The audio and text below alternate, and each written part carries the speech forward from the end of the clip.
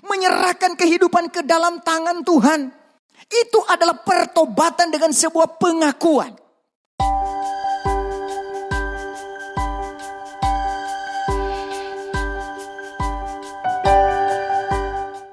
Puji Tuhan, haleluya, shalom.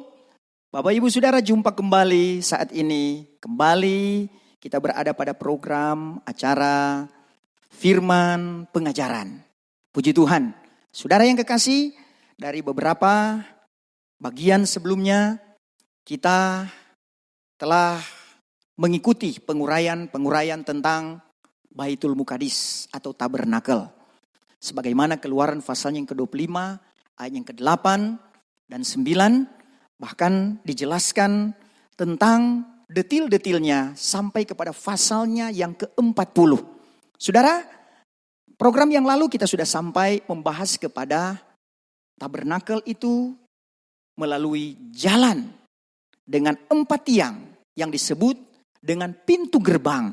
Karena Yesus Kristus itu adalah sebagai pintu. Nah, ternyata Bapak Ibu Saudara, itu baru langkah awal. Panggilan Tuhan kepada gereja Tuhan, itulah saya dan saudara. Orang percaya yang mau percaya bahwa Yesus Kristus itu adalah anak Allah. Dan dia adalah Tuhan dan Juru Selamat. Melalui Injil yang diberitakan, firman Allah yang dikumandangkan. Maka kita boleh masuk kepada halamannya. Ada apa di halaman Bapak Ibu Saudara? Di halaman itu ada 2 alat. Yang pertama adalah mezbah korban bakaran. Yang kedua adalah kolam pembasuhan.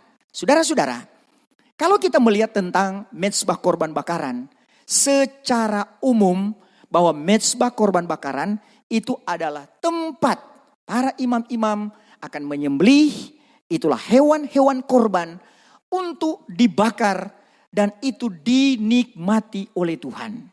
Itu adalah korban buat Tuhan. Itu akan naik sampai ke hadirat Tuhan. Sesuai dengan ketentuan-ketentuan yang begitu detil diterangkan di dalam kebenaran firman Tuhan. Saudara, saya tidak akan membawa kepada hal-hal yang detil seperti itu. Tetapi setidaknya secara umum bahwa mezbah korban bakaran itu juga ada dalam kehidupan kita. Mezbah korban bakaran, bagaimana kita dibawa. Bukan hanya kita percaya akan Tuhan. Bukan hanya kita sampai mendengar akan firman Tuhan. Seperti yang sudah dijelaskan bahwa itu adalah berada di pintu gerbang. Bagaimana kita mendengar firman Tuhan? Kita percaya sampai kita terima Tuhan Yesus Kristus. Tetapi kita perlu dibawa lebih lanjut lagi ketika kita berada di mezbah korban bakaran. Mezbah korban bakaran ini adalah suatu penyerahan. Ini adalah suatu persembahan kehidupan kita. Persembahan yang kita bawa ke gereja berupa derma, perpuluhan sebagai kewajiban mengembalikan milik Tuhan. Persembahan tatangan yang lainnya, persembahan untuk rumah pastori dan pembangunan gereja dan sebagainya. Itu adalah baik. Itu adalah hal-hal yang luar biasa yang memang sudah dinyatakan oleh firman Tuhan. Tetapi lebih dari itu, saudara-saudara, bahwa persembahan yang hidup itulah kehidupan kita. Mempersembahkan persembahan yang hidup lagi kudus dan yang berkenan kepada Allah. Rum atau Roma pasalnya yang ke-12 itu adalah ayat yang sudah menjadi sangat biasa dalam pendengaran kita yang menerangkan tentang persembahan tubuh saya dan saudara.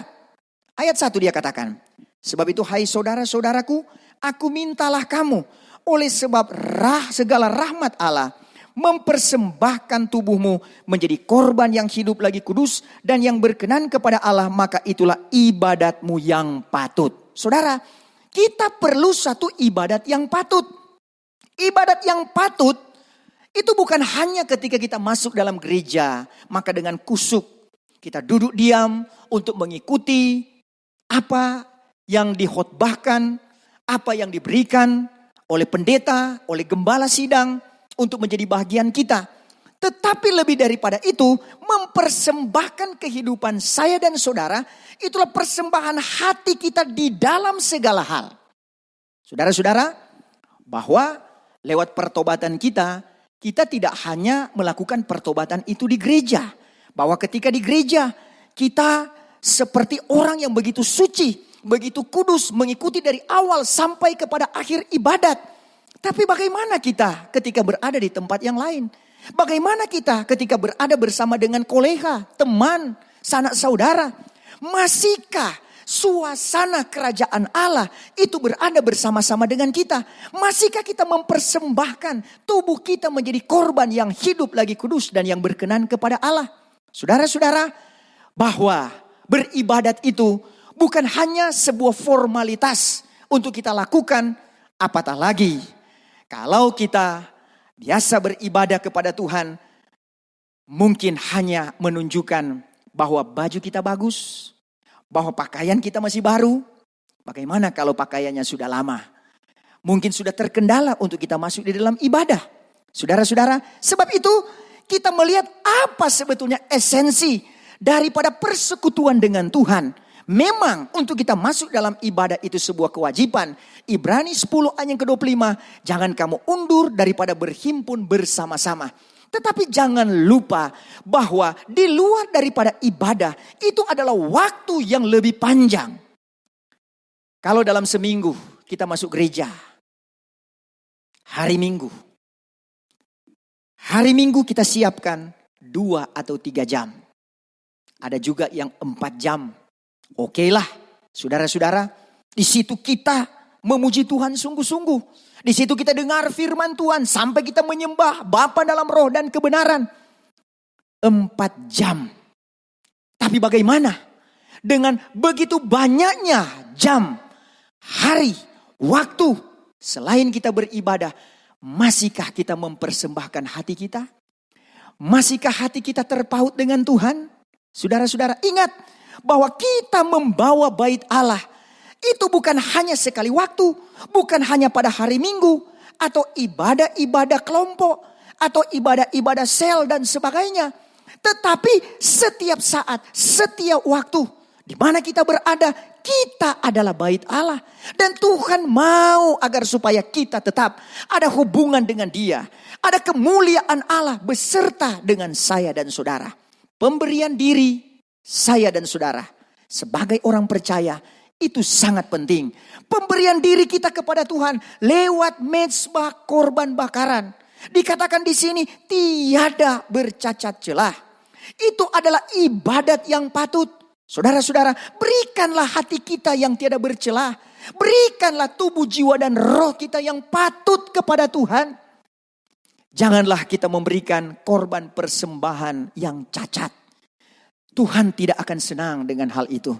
Tapi betapa senang hati Tuhan ketika melihat Bapak, Ibu, saya dan saudara selalu mempersiapkan. Itulah satu korban kehidupan yang dikuduskan, disucikan. Kita tahu bagaimana jalan kebenaran itu yang diberikan melalui Tuhan Yesus Kristus. Yang Dia ajarkan baik kepada murid-muridnya termasuk kepada saya dan saudara.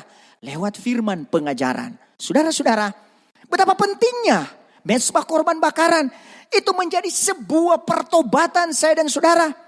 Menjadi sebuah pertobatan yang mengeluarkan buah.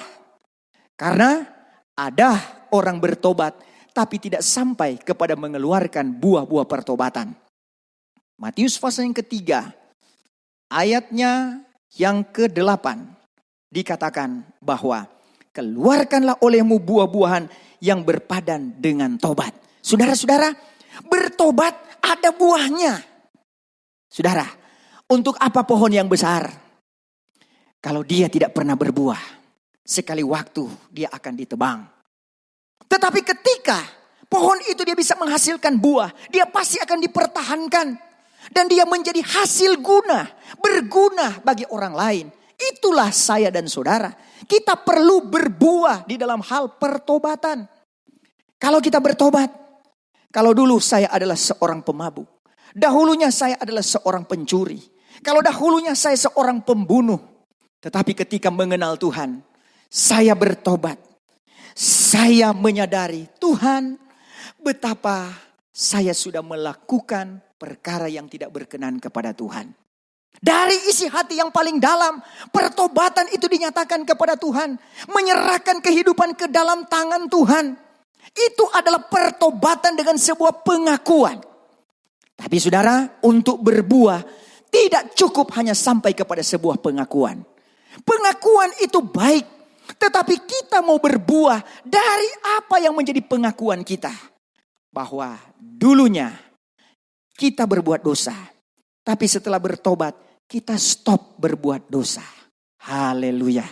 Tetapi ketika dulunya kita adalah seorang yang suka berbuat jahat. Tetapi ketika kita melakukan perbuatan yang baik, kita menyaksikan kemurahan Tuhan, itu adalah buah. Ketika kita melangkahkan kaki untuk bersekutu beribadat, itu adalah buah. Ketika kita melakukan perkara yang terbaik untuk Tuhan dengan segala usaha, daya yang kita lakukan. Bukan sekedar untuk menunjukkan kepada orang bahwa saya dan saudara kita menjadi orang yang sok pertobatan. Tidak. Tetapi dari isi hati yang paling dalam kita mau tunjukkan bahwa buah daripada pertobatan itu adalah melakukan, mempraktikkan apa yang difirmankan tentang kita bertobat kepada Tuhan. Saudara-saudara, simple untuk kita bisa memahami, kita bisa mengerti tentang apa artinya kita menyesali segala perbuatan yang lama. Kita bertobat dan kemudian kita melakukan buah-buah pertobatan. Kita wujud nyatakan itu dalam kehidupan sehari-hari. Bahwa orang memandang kita sebagai orang yang rohani, sebagai orang yang memiliki kebenaran. Cerita kita adalah cerita yang menjadi berkat. Perkataan kita, perkataan kesaksian yang memberikan kekuatan kepada orang lain. Itulah buah yang Tuhan inginkan dari saya dan saudara. Persembahkanlah itu di mezbah korban bakaran.